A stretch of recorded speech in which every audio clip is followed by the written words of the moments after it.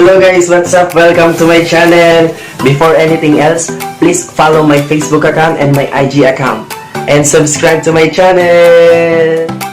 Hello guys, our topic for today is defining globalization. Ano nga ba ang globalization?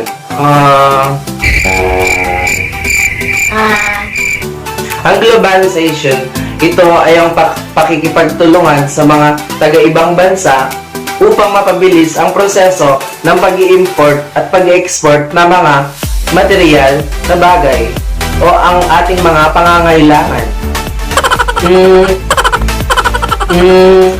Alam niyo ba ang globalization?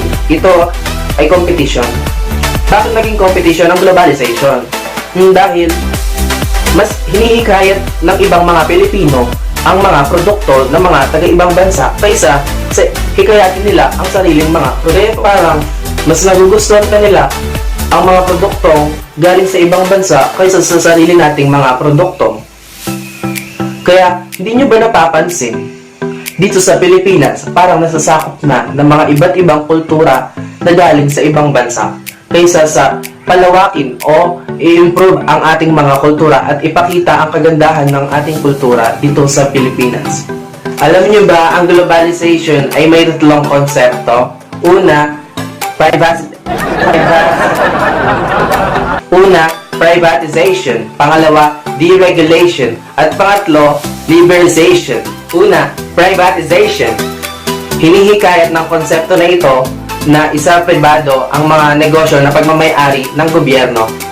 Halimbawa ng mga LRT or MRT at Manila Zoo.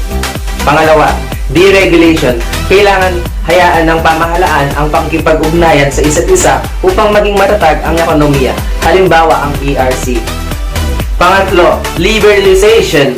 Ito ay ang mga patakaran sa pag-aangkat ng mga produkto na kailangan baguhin upang maging malaya ang bansa. Halimbawa na lang dito ay ang batas, taripa o ang mga kota. So ayan guys, salamat natin ang globalization at ang tatlong konsepto nito. So ikaw ba guys, sumasang-ayon ka ba na hanggang ngayon nagpapakatanga at umaasa ka pa rin sa kanya na babalik pa siya? So ayun po, ako po sumasang-ayon po ako sa globalization dahil mas napapabilis ang mga pinagkukuhanan natin ng mga pangangailangan, pero subalit minsan nakakalungkot lang po kasi mas nagiging trending pa dito ang mga produkto galing sa ibang bansa kaysa sa sarili nating produkto. So ayun guys, see you to my next class. Thank you for watching.